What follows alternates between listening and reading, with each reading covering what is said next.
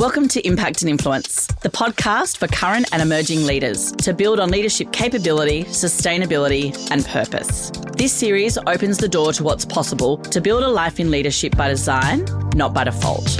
Impact and Influence is proudly brought to you by Flick It Over, an industry-leading forms provider and e-signature platform built for real estate. Flick It Over is an office-wide solution for sales, property management and operations that delivers noticeable efficiency and a seamless client signing experience via email and SMS. Unleash the power of SMS and get documents back 60% faster with Flick It Over. Welcome back to Impact and Influence. Incredibly excited today to have great mate Ben Hennessy with us in the studio in Sydney. Welcome, Ben. Thanks, Carl. It's great to be here. Finally got you down here. It's only taken us 12 months, but it's all good. So we're coming off the back of the long weekend. You've had a good weekend down in Sydney? Yeah, great weekend. Down here for my eldest daughter's rugby championship, watching her play and compete with her mates is beautiful. We're going to talk about family a bit later and sort of juggling it all and what you do. But before we do that, Ben, we usually like to start all these interviews with a bit of context. Very lucky, and we've got listeners from all over the world listening into our podcast now. So just if we could start with whereabouts in the world you're located and a little bit about your business would be great. Sure. We are regional New South Wales. So we've got a main office in Gunnedah and another office in Narrabri and Moree. So northwest New South Wales is our patch. Been in the industry for 22 years. Business has been going for 13 and a half years. Got 2,444 properties under management and a team of about 42 people. So things are busy. And just to give that a bit of context, I suppose, geographically, it's not like around the corner, Moree to Gunnedah. So for our listeners, how far between your offices? Just over 200 kilometres. So that's just nice, easy 2-hour drive. Yep. So for any of our listeners in Sydney that have got offices, 5 and 10 k's apart. So the logistics, I'd imagine, of that with being a high-performing sales agent as well can be a little bit tricky sometimes. Yes. You need to spread yourself around with your team still carry my own listing stock as well. So do you still list and sell, Ben, as yes. the director of the business? Yeah. So we'll dive into, what you're sort of doing now and what the business looks like as far as sales and things. But before we go too far into the current journey, I'd love you to take us back because you've got a really interesting segue into your career in property. Take us back. So went to school in Sydney? Yes, went to school down here, finished off boarding school. And in year 10, when we were organising our work experience, I actually really wanted to do real estate. So literally just looked someone up out of the yellow pages and rang this random bloke up who was an agent in North Sydney and had it all lined up until that whole idea got a bit poo-pooed off mum and dad, hard-working farmers from Gunnedah. Busted their backside to get you to go to Joey's and now you're talking about being an agent. Yeah. Yep. So that initiative got squashed, and so eventually I ended up doing a high school maths teaching degree, and I taught for about 3 years before I then eventually found my way into real estate. We're having a Christmas holiday over at Yamba, our favourite holiday destination. And there was a job going in real estate. And so, mum had been a teacher. Dad, when he wasn't farming, was a stock and station agent.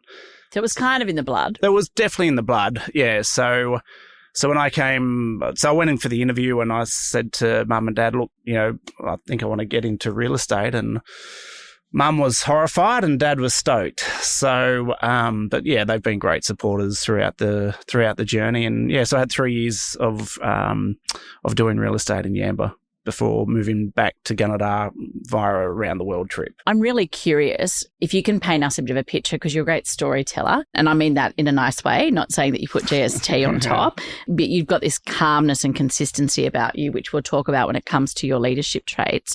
But paint us a picture of your market. So we know geographically where it is, but paint us a picture of what your market looks like, your house sales, rents, and sort of what your business is doing in relation to transactions, etc. Mm-hmm. So look, our median house price in Gunnedah is about $535,000. Narrabri is about $480,000. Moree is about $330,000, so a bit of a cheaper market. Average rents are around $450 a week. So regionally, it's quite an affordable entry point, albeit the market there's gone through huge growth spurts. It grew by 13% last year. What's driven that? A lot of farming and mining activity in our region, a lot of out of area investment, so a lot of investors. So is that from buyers agents or directly from investors themselves? A bit of both. Yep. Is that because the yield's still quite strong too? Yields are good. Yeah. So you can get minimum 5.5%. You go to Moree, you can get 7%. Yeah, very attractive compared to Sydney. Yes, that's right. So and still low vacancy rates, like anywhere between 1 to 2.5% is really where our vacancies sit in. Now, tell us about the round world trip, because I think it says a lot about your personality and your adventurous and curious side. What did you do when you were overseas, and how long were you over there? Look, good question. So when I was 20, I read one of my favourite books of all time called The Alchemist, which I'm just rereading again at the moment.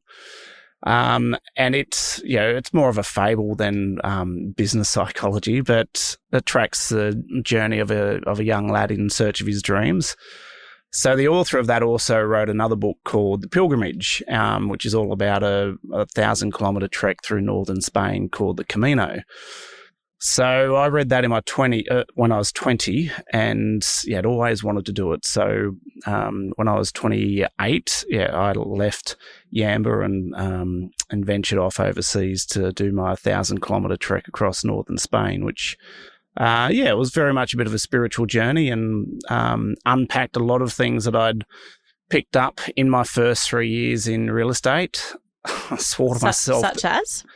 Well, I swore to myself that I'd never get back into real estate. Why is that, Ben? The person that I'd become over that 3 years was not someone that I was happy looking at in the mirror. Yeah. So really important to you, that authenticity. Yeah. And then knowing that you could flip it and be who you want it to be. Look, for sure, I felt like I was starting to become this version of who you're supposed to be a successful agent. Was that exhausting? Oh, it was disingenuous. I didn't like who I was becoming, and so it was actually not that hard a decision to rip the Band-Aid off and quit, because it's like, well, this is not who I want to be for the rest of my life. So I did. So I quit and packed up my kit bag and went for a little walk across northern Spain. And it's interesting when you go on the Camino, you get up in the morning and all you've got to worry about is what you're carrying on your back. So you choose what you put into your backpack, and really that was the analogy. Like what aspects of myself am I going to carry with me, and what am I going to leave behind? So, I absolutely love that. What are you going to put in your backpack? Mm-mm. You need to build that into your onboarding. That's a great analogy for you to use with your team when they come on board.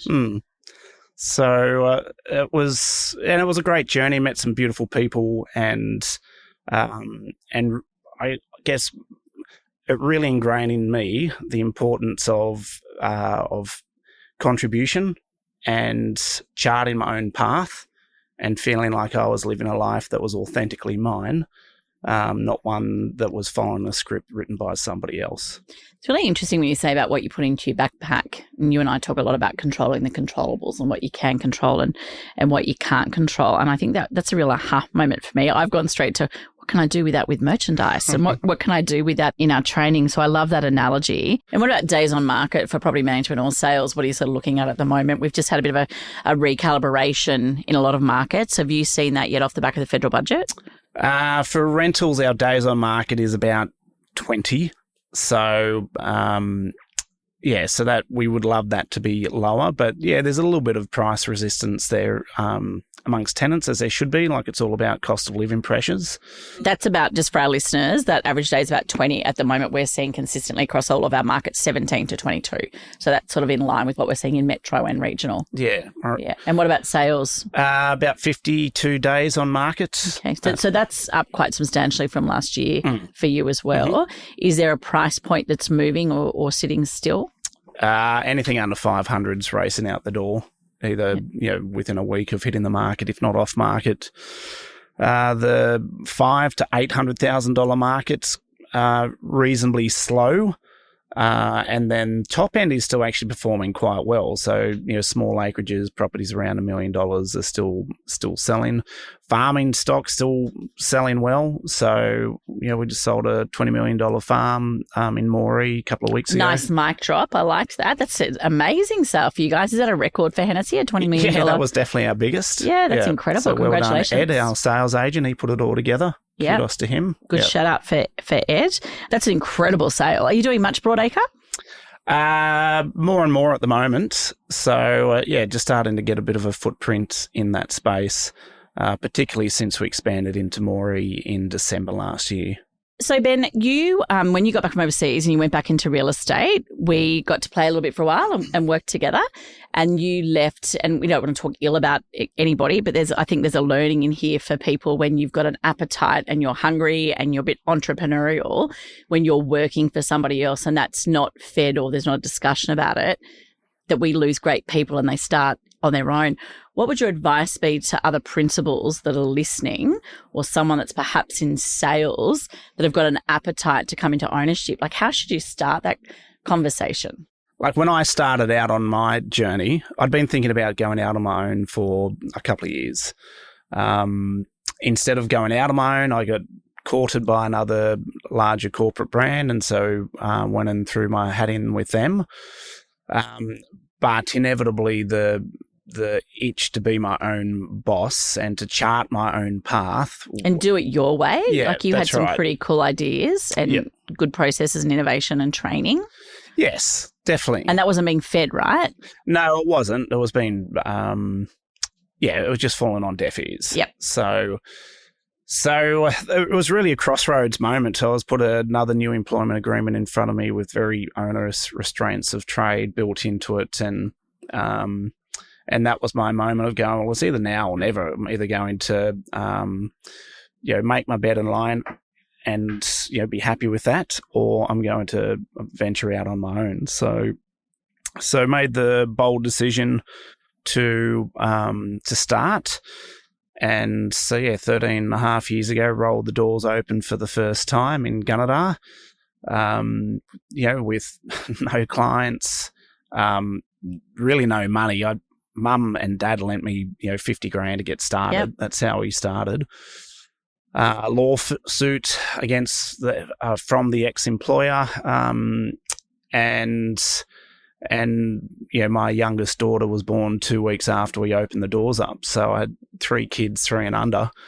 It was it was a lot. If you knew everything that you were going to go sign up for when you launched out on your own, probably the sane parts of our brains would go, yeah, look, are you sure you want to do this, Buster?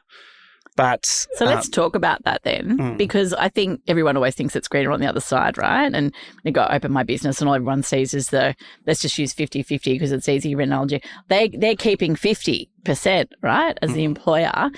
What surprised you most about going across and being your own boss? How long it took me to pay Mum and Dad back. Yeah. I thought I'd be making that money within 6 to 9 months. 3 sales, Ben, is what everyone thinks. I don't think about the tax and the operating costs. And I think it took me almost 5 years before I finally, and thankfully they were such good debtors, they were happy to wait. Interest terms were okay. Yeah, that's right. But there's a lot of the journey of it is that you're constantly reinvesting back into the business. So yes, you might make some good money 1 month or over a quarter, but then you put another person on because you've grown, or you need to expand, you need to innovate and invest back into the business. So particularly, I mean, you went into a very mature marketplace. There was a lot of agents and agency, so cutting through, and I think that's something that people don't always think about as well from a point of difference. Like I know you spend a lot of money on marketing and website and all those sort of things. What was your biggest learning? Just how wonderful loyalty is. Some beautiful clients. I mean, we're in a regional country town and relationships are key. So you get back what you put out, and building good relationships with people, giving good service over the 6 or 7 years that I'd already been in real estate at that time. our business was beautifully supported by the town and by the community, and I think that's a little bit of that Australianism as well, like, supporting someone having a go. And without giving your age away, I mean, you're a young fella trying to have a crack, right, too? And I think that probably a lot of people would have seen that, young guy out there, he's got a young family, he's trying to have a crack, his work ethic's good. Do you think that contributed at all? Yeah, definitely. Yeah. And fortunate to have a good family name, and mum and dad are very well regarded in the district. So that certainly helped a lot. And what were your biggest learnings around sort of, I guess, people management firstly, and then financial management? There's no substitute for your time. Mm-hmm. So having enough time to give to your people when you're onboarding them to thoroughly get them engaged in what the vision is, what are our values, what are we striving to achieve, and so that they can be good brand ambassadors, when they're face to face with the clients as well. So, and then having trust in people, not micromanaging them. I've made lots of mistakes in that space. Learning to give people enough slack for them to still do it their own way, not go off script, not go rogue, but express themselves authentically through their work as well. Making sure that they've got a bit of make mistakes, but also they might see a better way. Yeah. Yeah. What do you think that empowerment does to your people? Well, lets them know they're valued and that you trust them, and that you've got their back, and people take a bullet for you, and as I would for them, when there's that trust and relationship there. Do you think, Ben, that was probably a little bit harder for you at the beginning, because not so much that the trust wasn't there, it's just when you're under pressure at home, you've got 3 young kids, you're trying to pay mum and dad back, you're trying to build market share, that potentially you didn't allow yourself the space maybe to think about, okay, I'm going to let them make a mistake because you're under the pump so much? That's where I made my mistakes, was when my stress got the better of me. And I'd overreact to what was actually a fairly small or minor issue.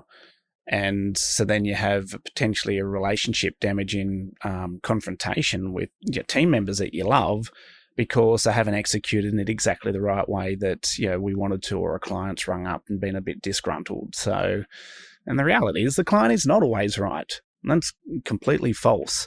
So sometimes the client is wrong and needs to be told politely that that you've got your teammates back, and not to say that their perspective isn't important, but it's not about ratting your teammates out either for the sake of trying to keep a client happy. So that was a big part of it. I mean, a new business is basically like another newborn. So critical care, right? Yeah. So I remember maybe 4 months into it, we'd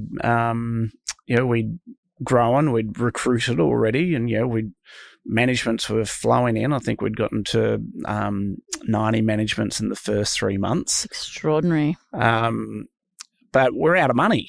So I remember at home with my girl's mum, and we needed nappies, and we had literally zero money left in the bank. So we're counting the 50-cent coins out, just to have enough money to go down and buy the kids nappies. So we don't talk about this stuff, I reckon, enough when people are first going out on their own, because you think you're the only one doing it. It's incredibly stressful. And I do see, and this isn't taking away, I'm a woman, so I can say this isn't taking away from the pressure that I see young blokes put on themselves when they do this. Quite often as females, we'll talk about it more, whereas you might have been talking at home to your wife, but outside of that, I don't see that we do that well as an industry in sharing that vulnerability when you're younger, first starting out.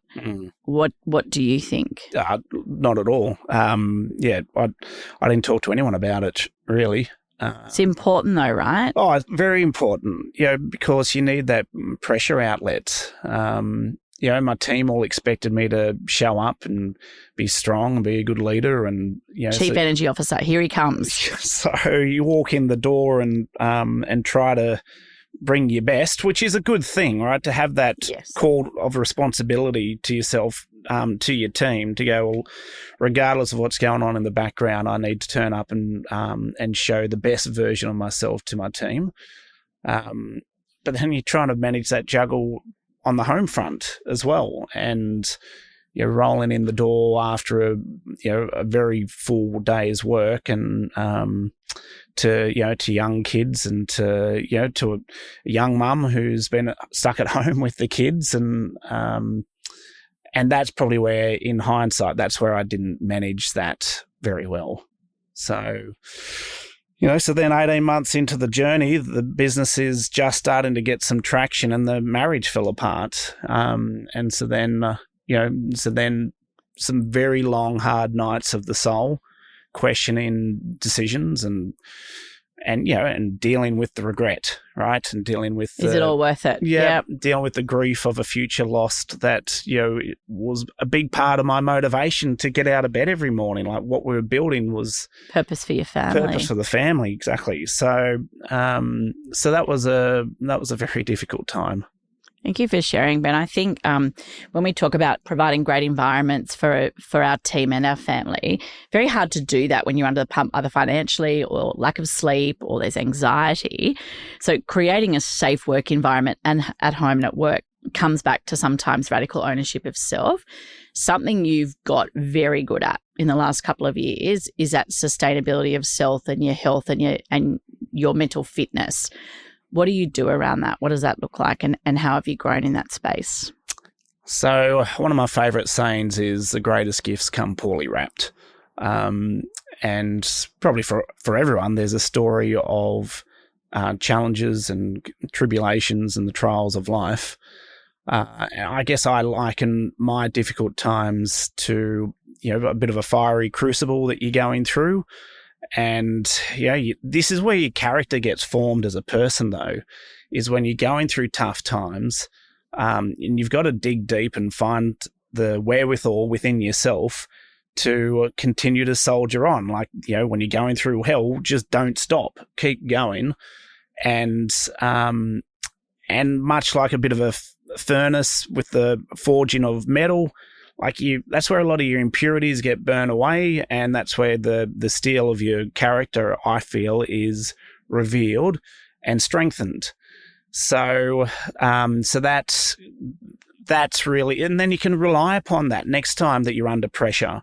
You know that you've gotten through that difficult time, and there was actually some great gifts that came out of that. So now you're going through another difficult time, and there's always a gift. There's always a gift hidden in every challenge. So, and it's not about being may just not see it at the time. That's right. But reflection is a gift as well. If we don't reflect, what did I learn from it and how it will go differently next time, you cannot build your resilience. Mm-hmm. And I think that's something we don't talk enough about in our industry. Like you say, is the metal, is it getting stronger? What's the heat? What pressure is it under? It's the same with resilience. Mm-hmm. And for our listeners, is making sure if you've got a business and you're a leader, is what resilience training, coaching, or conversations are you having in your business?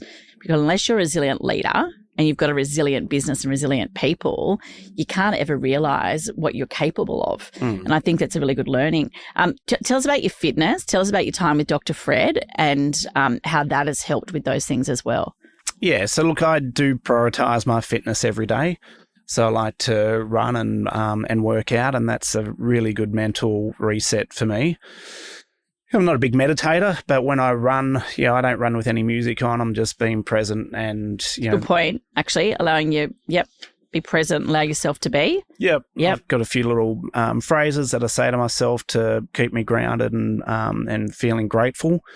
So, and this is all part of a concept called sacred selfishness that I learned off Dr. Fred Gross, who's been my business clever man mentor, for 17 years. And the whole concept of it is that you have to prioritize your own journey and your own health before you can help others. Like, you can't pour from an empty cup.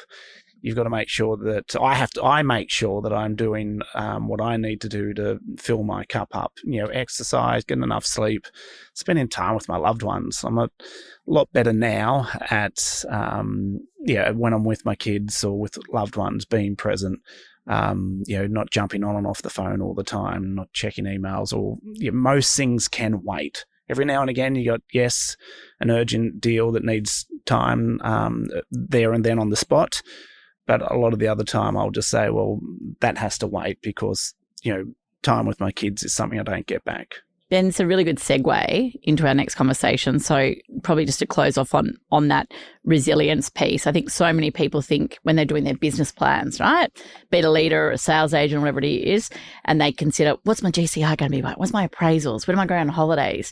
But seldom do we spend enough time in there talking about how I build resilience to perform those things. So, and you've bumped me before, which has been great. So I'll ring up and say, can we do an 8 o'clock? You're like, Carl's, I'll just be getting back from my run and I'm going to take the kids to school. And it's something you are non-negotiable on, like an appraisal. It's so incredibly important.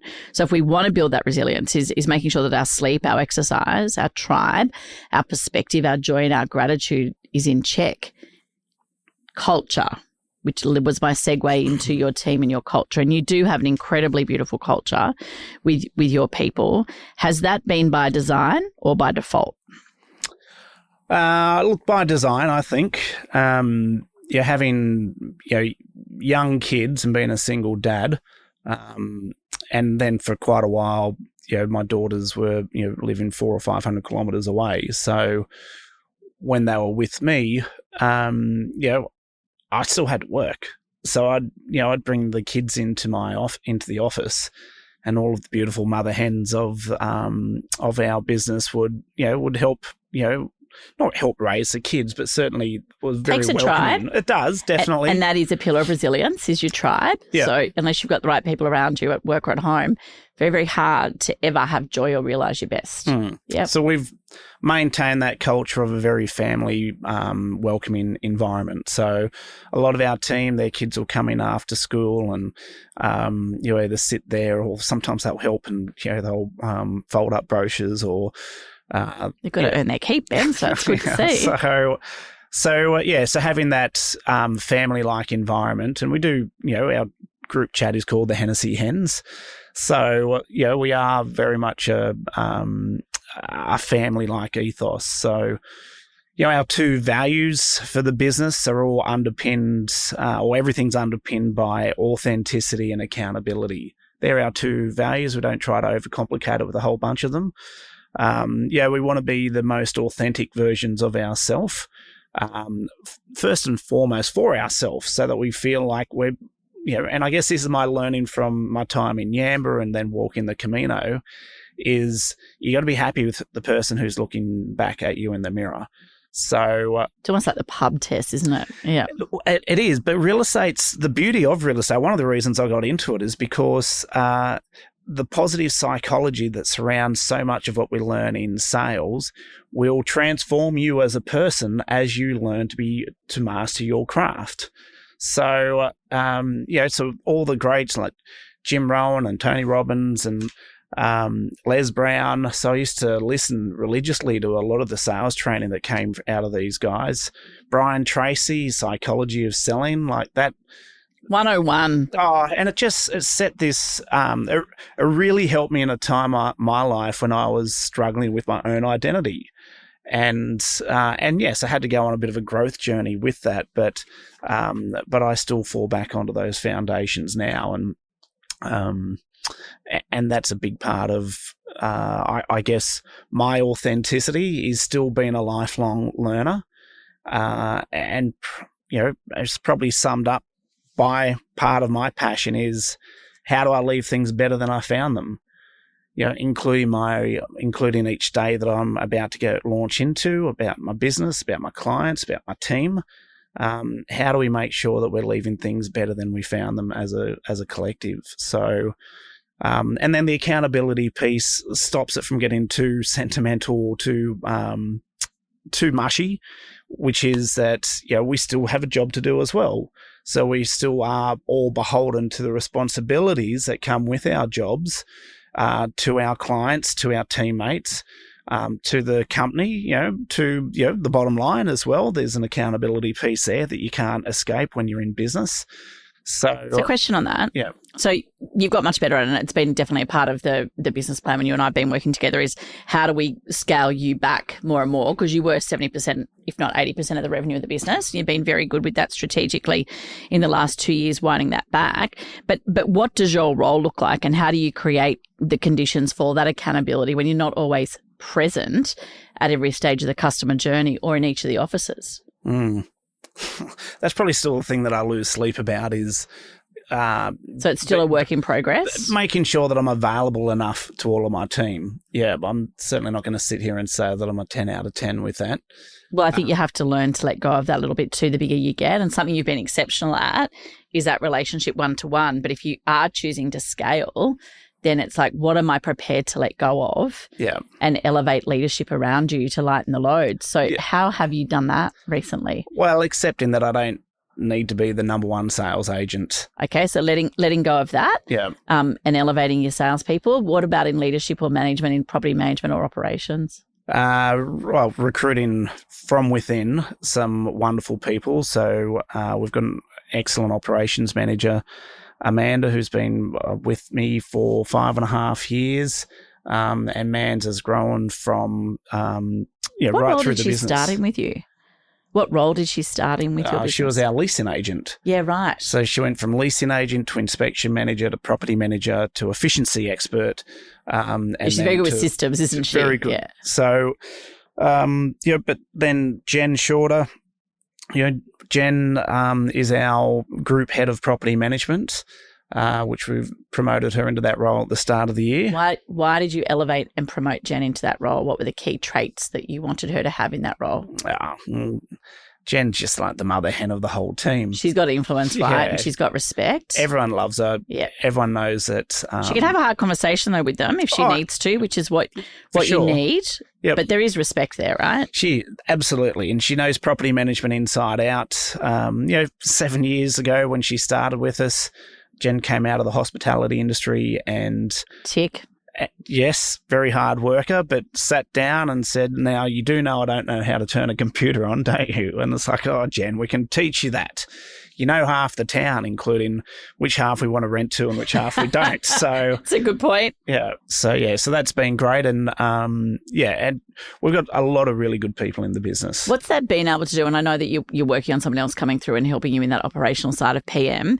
But now that you've got a bit better cash flow, you've got more market share, what is your day going to look like now moving forward? And what's the vision for yourself as a leader? Yeah, it's exciting times. We've got a whole batch of great new sales agents coming through, not necessarily new, but new to the industry, and new property managers as well. So we've been able to get to the point now where we can start people in the business and teach them the skills and grow them through this 3 to 6 month onboarding process. What do you see the benefits of that rather than bringing someone outside that doesn't know your culture or the Hennessy way? Yeah, because you can teach them the skills, you can't teach them the values. Uh-huh. So we always recruit first on values. What's changed for you with respect to recruitment? Because I quite often watch when people recruit and in their early days there's a lot of churn and burn and it's very different to how you would recruit now. What's some of your advice that you'd instill on our listeners around your key learnings on recruitment or the things that you've got better at? Well, a lot of my biggest recruiting mistakes came from choosing someone who had real estate experience versus someone who was the right fit for us culturally. So that's been a big part of it is don't experience is great, but don't overvalue it. Particularly if there's two good candidates and one is just going to be a good long-term fit from a values point of view, but will take longer to grow there. That's probably thinking longer term now. Like one of our newest recruits, young Joe, is only just turned 17, and now we're starting to think about what does his career look like in 5 years' time? His pathway. It's important. Yeah. And you got to be able to fund that too, right? I mean, you're lucky you've got a good rent roll, but earlier in the conversation today I was talking about, financial literacy. I'm really passionate about it, as you know, and it's not all about the numbers, but I got to tell you what, if you're not making profit and you can't pay the bills, it's incredibly difficult. What's your biggest learning when it comes to cash flow or financial literacy? Or if there was one metric in your business that you said, guys, make sure you watch this, what would it be? Cash in the bank. That's the true litmus test. So business is a lot more enjoyable when you've got surplus funds there to cover overheads and incidentals and are you transparent with your team around that? Like, what does that look like? Yeah, I'm very, very transparent. So, not right down to telling them the final dollar figure, but they all know what our monthly operating costs are. Yep. And what that means for what they've got to contribute. Mm-hmm. Yep. And how often do you share that? Probably once a quarter. Yep. And it also normally leads into a bit of an efficiency pursuit about, what have we got plugged in that we're actually not using? What have we got plugged in that we should be using better? And what are ways that maybe other additional revenue streams that we're missing out on? Yeah. Ben, you're a master at client experience, and you just fix stuff, right? And you love picking up the phone and just fixing things quickly. And you run a great event called Hennessy Head Start that you do every year, and you take all your team off site. It's usually 2 nights or 1 night, at another venue, usually Tamworth you do it in, and you have a great agenda. What are some of the things you've included on those agendas, and what do you think's had the biggest impact for your team?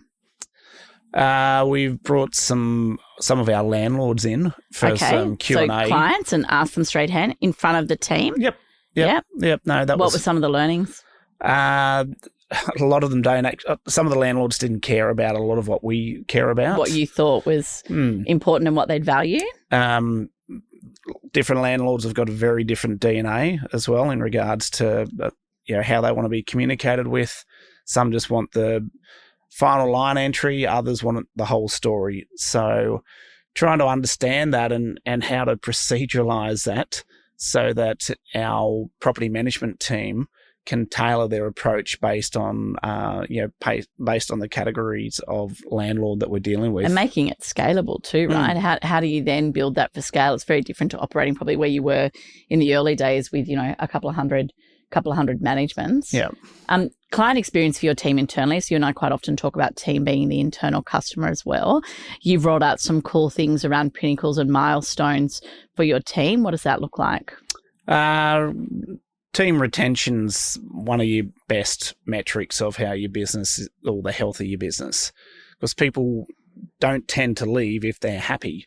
And what does a happy team member look like? They feel seen, they feel recognised, supported, they enjoy their work, and they're with a team where we want to be having fun, and we don't want an office that's full of laughter and customer. Number one complaint of an investor, right? Yeah. I've got another property manager. I don't know their name. Yes. And it's no good for your sales business either, because it doesn't help with market share, and it's not good for the customer experience either. And we had that churn and burn. Definitely, we went through that 7-8 years ago, and knew that we needed to scale to get big enough to be able to put a dedicated leasing agent on to remove one of those friction points for our property managers. Most poor property managers are stretched so wide that they only get a chance to do an inch deep of service. And for good people, that's very unfulfilling.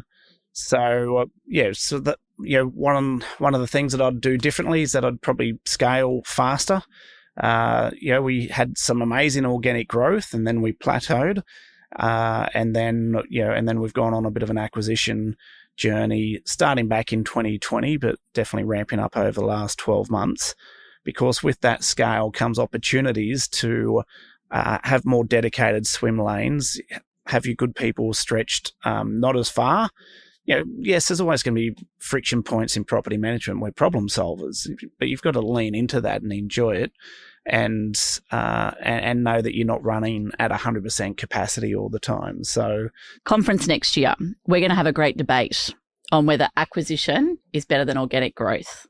I'm going to ask you now if you'd like to be on that panel on the great debate for the for and against. Yep. Great, lock you in. It's it's recorded. Second thing is, what was your biggest learning? So just for our listeners, how many acquisitions did you do this year? 6. So learning, what wouldn't you do again, and what did you get right? Well, this time last year, our portfolio was 747 managements, and now it's almost 2,500. So there's each acquisition has been different because each business is different. That's a really good point, right? They're not all the same, because people go, I'm never doing it again. But it's a really good point. Everyone's different depending on who you buy from a selling principal who doesn't like property management or have anything to do with it, as opposed to like Dom's business. Yeah. very different. Yeah, that's right. My golden rule is do business with people that you like and that you feel you can trust and that you respect. And that's certainly been should be the top of the term sheet, right? You know, like the terms of, well, it is on our term sheet. But if the culture's not aligned from people, but also culture of innovation, very difficult when you do an acquisition. Yeah. Yeah. Look, and not impossible, but it certainly has created more friction points. Yeah, well, I mean, we did due diligence, but yeah, there's always going to be a few frogs that come across with some of the portfolios. So it's been a case of the team doing a lot of heavy lifting, a lot of hard work over the last 6 to 9 months, tied in a lot of that up. They're pretty proud of it, though, aren't they? The team of where you've got to. So, how important is it to celebrate the milestones along the way? Critically important. How do you do that? What's not too much that they take it for granted, right? Because you and I talk about standards and extras. Something's an extra, becomes a standard. What do they value most, have you found over time? Team love going to conferences, and it's a great chance for us to get away to connect first and foremost as a team ourselves. Some of the best moments are not necessarily sitting through what will be really good conferences, but doing the team dinner either the night before or the night after. And you always take the sales and PM away together, don't you? Like, it's not a way about segregating. No, and you're very good at that. Like, if I ring you something and say this is a thing that's coming up for sales or PM, you're like, Carls, they're all coming. Yeah. Better together rather than that segregation. Yeah. Ben, I really want to get you back at another time. We've been going for 45 minutes. I really want to get you back to talk about what else you're doing with client experience and community, because we haven't gone into a lot of things in community today, but it is something that you're doing some exciting things in.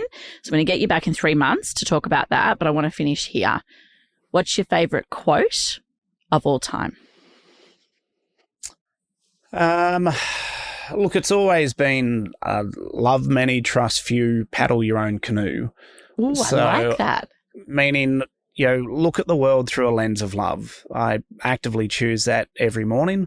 It's one of my little mantras that I say to myself. Just choose the lens that I'm looking at the world through, and greet the world with a smile. And but don't be naive. Trust few. Realize that while we strive to treat everyone fairly and obviously be treated fairly ourselves, you still need to be wise and evaluating of situations and choices and directions that we go in, and paddle your own canoe. Have that attitude that if it's going to be, it's up to me. Don't expect someone to hand you life on a silver platter. The difficult times that I've gone through have been ones that have reminded me that that most of us are stronger than we realize, and we have more depth than we could possibly dream of.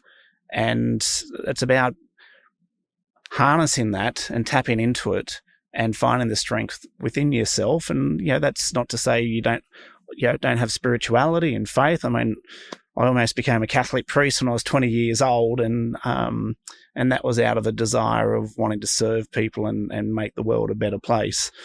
So we're seeing a theme here, Ben, about gratitude and giving back. And I think what a beautiful place to sort of finish on is the importance of gratitude and kindness. It's very hard not to look at someone and get a smile back. Very hard not to be give your all if you're an employee, if you've got a principal that's giving them all. So it's a bit of a two-way street, right, in leadership. I've said to you a million times that you're the master of your craft, and, dialogue is, you didn't wake up speaking like that, right? It's years and years of practice and mastering your craft, but being genuine and finding self and getting the right spirituality. Can we get you back to talk a little bit more about community and client experience? Yeah, I'd love to. We would love to do that. Ben, thanks for coming the 5 hours down and the 5 hours home to talk to us and share your insights. Incredibly proud, and thank you very much for what you do with Regrowth. We're grateful, and we look forward to the next conversation. Thanks, Carls. Thanks for joining us on this episode of Impact and Influence. Click follow to get notified about future episodes. Leaving a review helps others find the podcast. And to learn more about our courses, our study tours, conferences, keynote topics and our services, or how simply we might be able to help support you in taking you to places you never thought possible, please visit regrowthkyliewalsh.com. Impact and Influence is proudly brought to you by Flick It Over, an industry-leading forms provider and e-signature platform built for real estate. Flick It Over is an office-wide solution for sales, property management and operations that delivers noticeable efficiency and a seamless client signing experience via email and SMS. Unleash the power of SMS and get documents back 60% faster with Flick It Over.